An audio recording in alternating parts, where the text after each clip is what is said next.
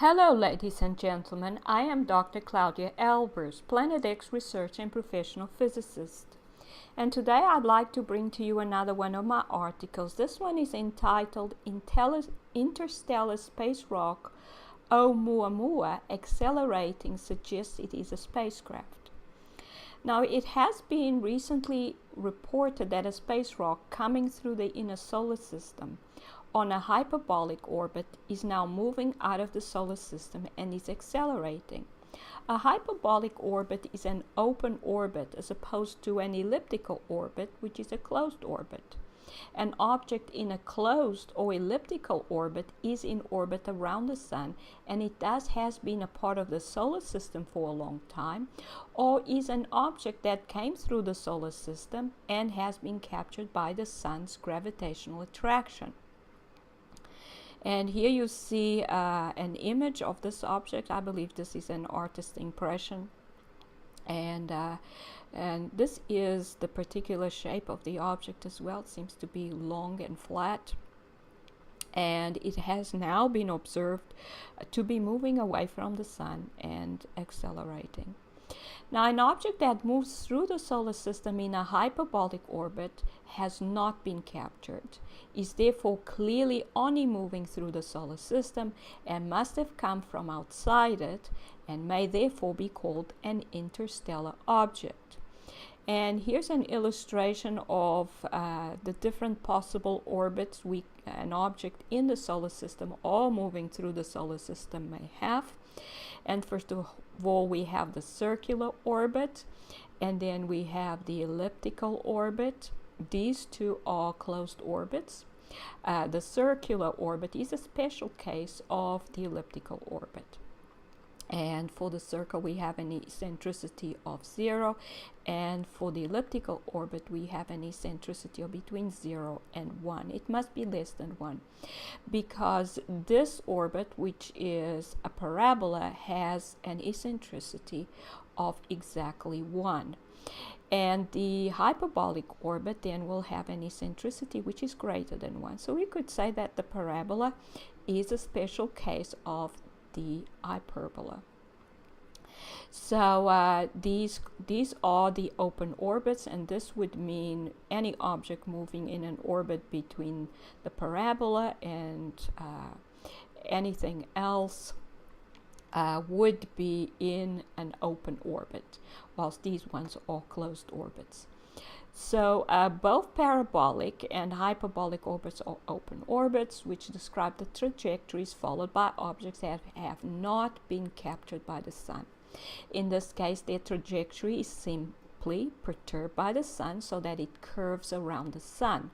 The sun's gravitational influence will cause these objects to accelerate as they approach the sun, and they will move at their fastest speed at their closest point to the sun. This point on the trajectory is called periapsis. All objects obeying Newton's gravity, or the gravitational forces discovered by Newton, will move in this way. However, OUMUAMUA has been found to be accelerating or moving faster as it moves away from the sun. And here is a representation of OUMUAMUA's orbit. And you can see from its trajectory that the sun seems to have had the effect on it of sharply changing its direction of motion. So it was moving in this direction towards the sun, and as it went around the sun, it made a curve, it made a turn, and it ended up moving outwards in that direction.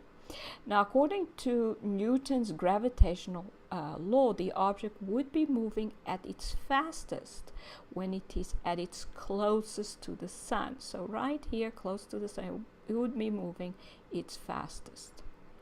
Now, we have a system of objects in the solar system that do not obey the gravitational law discovered by Newton. We have named the system the Planet X system of stellar cores, and we see some of these objects here in the sun's corona. They come to the sun, they make a plasma connection with the sun, they absorb energy from the sun, and they stay bound to the sun.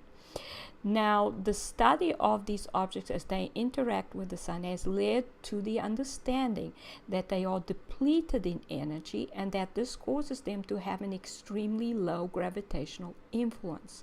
It has also led to the understanding that the gravitational force which Newton discovered is actually the resultant force between taking into account two interactions which oppose each other. One is the true gravitational interaction, which is dependent on the photon energy inside the particles making up an object, in addition to the mass of the object, and the electrostatic interaction between the outer negative layers. Stellar cores, once they get to the sun, do not leave, but rather stay very close to the sun and absorb energy from the sun. And you may look at article 236 entitled What are stellar cores for more details on that.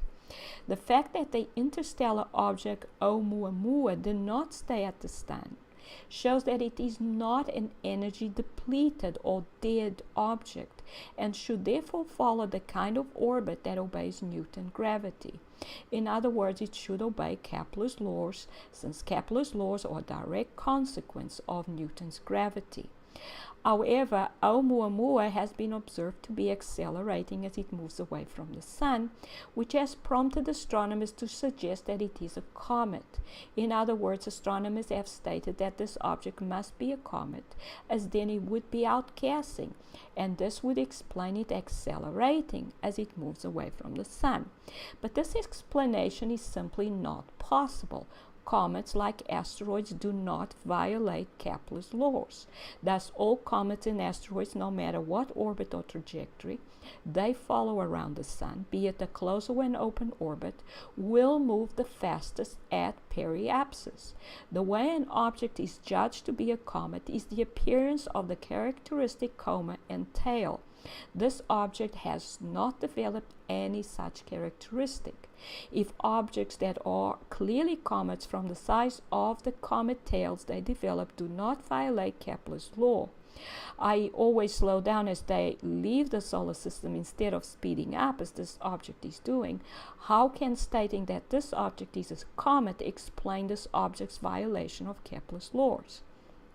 In addition, if this object was doing any outgassing that could exert enough of a force to cause the object to accelerate, the gas would be moving away from the object, thus producing a trail, and no such trail has been detected.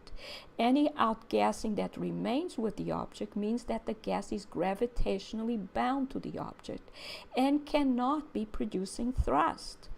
And any suggestion that this is occurring is tantamount to suggesting that a volcanic eruption on Earth, which places a lot of sulfur dioxide in its atmosphere, affects Earth's orbit around the sun by slowing it down or speeding it up. Also, as James McKenney has discovered and details in his book Planet X, Comets and Earth Changes, comets are in fact the same as asteroids and thus simply rocky objects, which follow a non-circular orbit, which then results in these rocky objects discharging the solar capacitor, or a series of concentric nebular ion clouds centered on the sun. This is the reason why stars have what is termed planetary nebula around them. Planetary nebula are made of positive ions ejected by the star at the center. And you may look at article 254 entitled Planetary Nebula and Death of a Star for more details.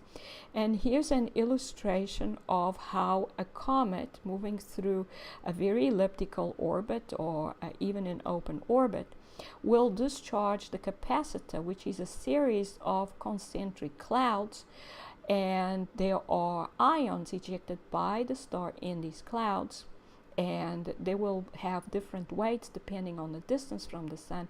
So the heaviest will be in the cloud closest to the sun and the lightest in the cloud furthest from the sun.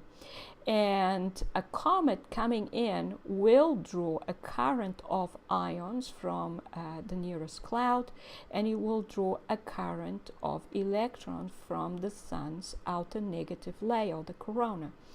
And this is usually not seen, the electron current, but the positive ion current is seen when the electrons combine with the ions, and that leads to light emission. And the comet will also develop a coma where the same thing occurs. The positive ions combine with electrons and light is emitted. And it also means that material is coming in towards the object, and it's the opposite of outgassing. So material is being drawn in towards the object, its mass is increasing. In other words, these objects pull positive ions from the sun's nebula clouds and electrons from the sun's corona. The combination of ions and electrons cause light to be emitted from the tail and the coma of a comet. Here's another illustration of a comet where we have the coma. And this would be a dense cloud formed from elements combining as electrons and ions from both currents interact. And the same thing happens in the tail. This is why we can get then neutral hydrogen and neutral oxygen, which then combines to produce water in the tail and in the coma. This is where the water in comet tails comes from. But if they move into another region in a planetary system or in the solar system where there is no hydrogen or no oxygen, then other things will be formed in the tail, such as sulfur dioxide. And you may look at Article 169 entitled Planetary Formation, Comets to Planets for more details. And again, here's OUMUAMUA's trajectory as it came in. Here it's again quite close to the ecliptic, and we would expect an object in such an orbit to have developed comet characteristics as it moves close to the ecliptic by absorbing material from the nebula clouds and electrons from the sun's corona.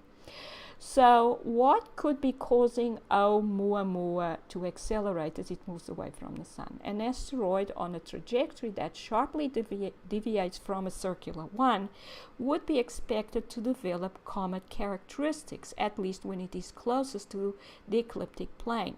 And then we would be able to call it a comet. A comet accelerating as it moves away from the solar system would imply that it is accelerating towards another massive object just outside the solar system. But OUMUAMUA, an object which clearly is not in a circular orbit, has not developed comet characteristics, namely a tail and a coma. So it cannot be a natural asteroid and is therefore likely to be a spacecraft under intelligent control. So if this object had been a natural rocky object, it would have developed comet characteristics, because this is actually what a comet is. The fact that this object has not developed these characteristics means it's not a comet. Now, if it had developed comet characteristics and had been observed to be accelerating away from the solar system, then the only plausible explanation is that another massive object with a large gravitational field would be pulling it in. So another star just outside the solar system. But the fact that it has not developed comet characteristics shows that it's not a natural rocky object. So the only possible explanation is that it is actually a spacecraft and must be under intelligent control, and thus some kind of engine power has caused it to accelerate. So in conclusion, the interstellar object OUMUAMUA cannot be a comet, as it has not been observed to develop comet characteristics. Comets are simply asteroids in non-circular orbits discharging the solar capacitor.